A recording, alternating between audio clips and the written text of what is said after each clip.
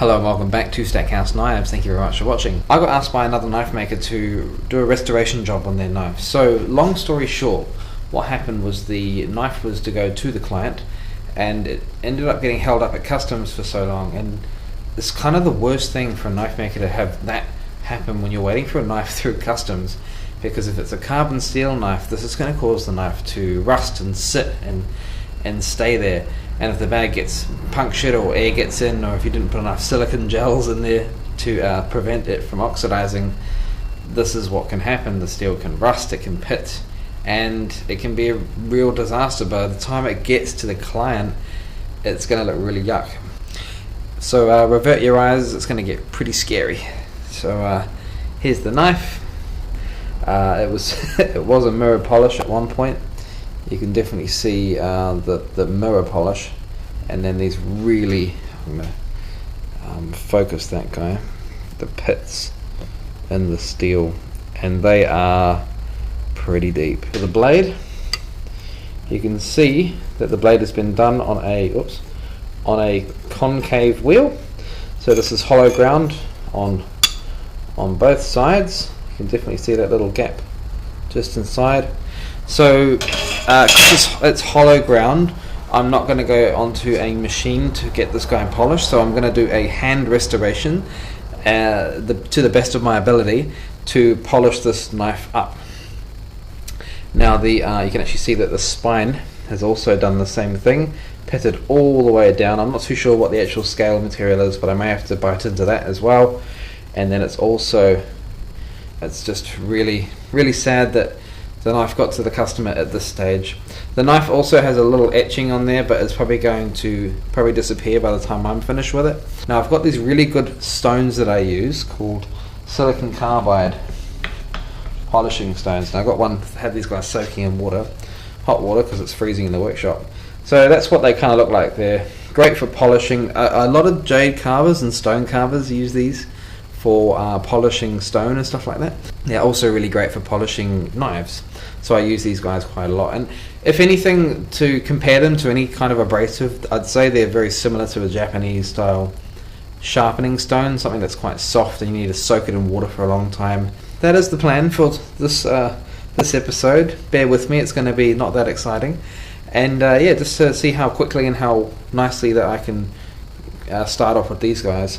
And just really quickly before I'll start on the actual polishing, why I'm using these instead of just jumping straight onto sandpaper, these are really nice at biting into the steel. They can get rid of material a lot faster than conventional sandpaper. Now because this is very pitted and it needs a lot of work and attention, I'm just going to go straight on to the 300 grit silicon carbide stone, and then I'll go on to my 600 grit.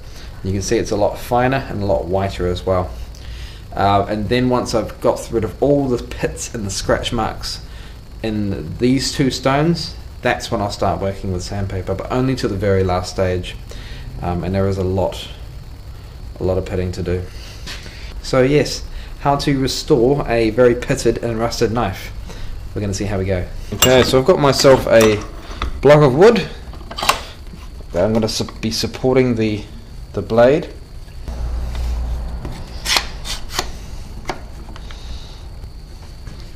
Okay, so we've got the stones.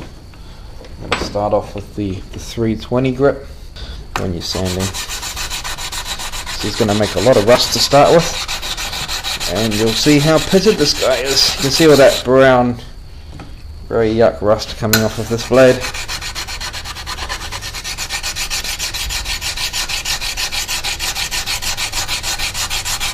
So yeah, I'm not really trying to sand this guy to a finish. I'm trying to get rid of all of these pits first. Otherwise, if I don't get rid of them now, they're going to stick out like nobody's business. Yeah, there's the etching there, you can see it. So sadly, that's probably going to disappear because these pits are very deep.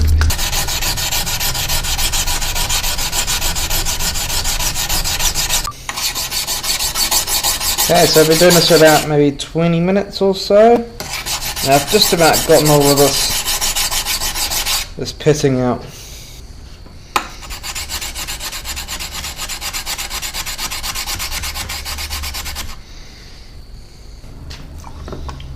Alright, so I don't think I got all the pits out, but I am going to jump onto the 600 grit now. Definitely notice a difference with how this sounds. Much higher pitch. I'm going to start from the tip first and work my way down. I'm actually going to change my angle a little bit too, so that I can see those scratch marks. Again, just using this hard corner, back of the knife now. Just going to squeeze those clamps down a little bit more.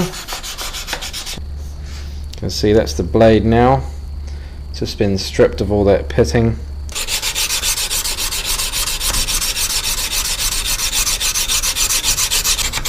It's tidying up inside that plunge line now.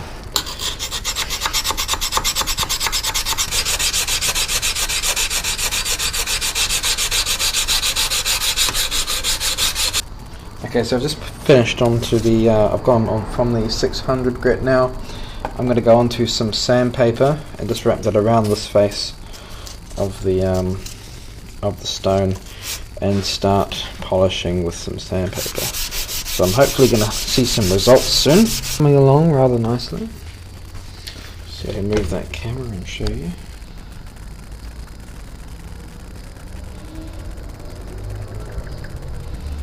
There we go. So you can see that polish looks a hell of a lot better than it did to start with.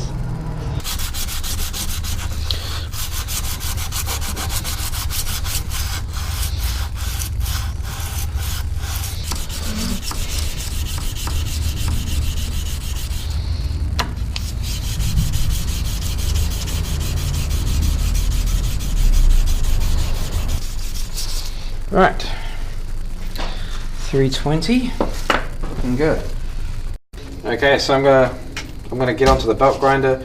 I'm on a 600 grit aluminium oxide belt. I want to try and grind out as much of this, especially up here, this really coarse pitting.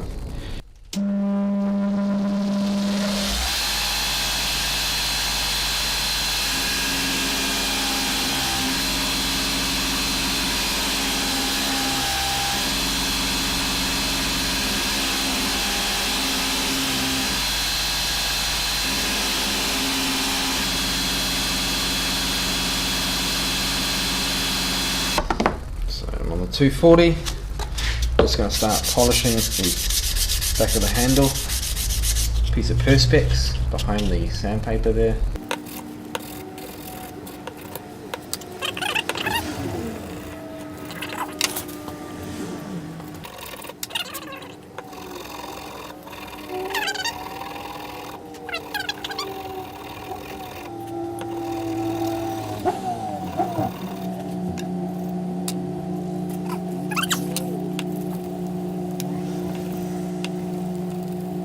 So after many hours of polishing, probably around 6 hours I think in total, I can't remember, but the knife is completed. Here she is. So, same knife as before. Oh look, you can see my camera inside the knife. Look at that. This is knife inception. Both sides, really brilliant polish. I'm not going to put too much more work into it, so I've just buffed it on a mop.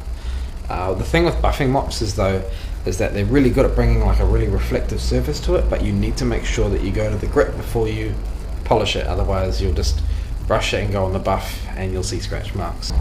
Let's put this fella on autofocus. It wants to be. There we go. So yeah, bit of spine work all the way along. And then I've cleaned up the inside. Well, actually, because I had to sand this down, especially on the spine, as you saw earlier, I had to actually roll the horn and the copper round again, so I just had that back. But apart from that, and then obviously I had to do the spine as well. Anyway, but the owner of the knife, I really hope you enjoy this knife, and maybe commission me a knife later on. Hint, hint, we'll see how that goes. But I enjoyed this project, learning to go and take a knife all the way back from being rusted and really pitted, especially a brand new knife that's come straight off the shop shelf from a knife maker. It's quite a nice transformation in the handle. I also buffed the brass up as well. I didn't do too much more work to that. I don't really have anything else to say about the knife. It's wicked sharp. If you can see that there, she's pretty sharp. And yeah, fun project, really nice and hopefully informative for you guys as well. I'll leave a buy link in the description below for the silicon carbide stones, the 240 grit and the 600 that I used to get that guy mostly polished, getting all the pitting out. I highly recommend them over just conventional sandpaper. They last a lot longer than sandpaper, so for the rough coarse grits, especially on hardened steel. Until next time, I really hope you found this video informative and educational and all the above.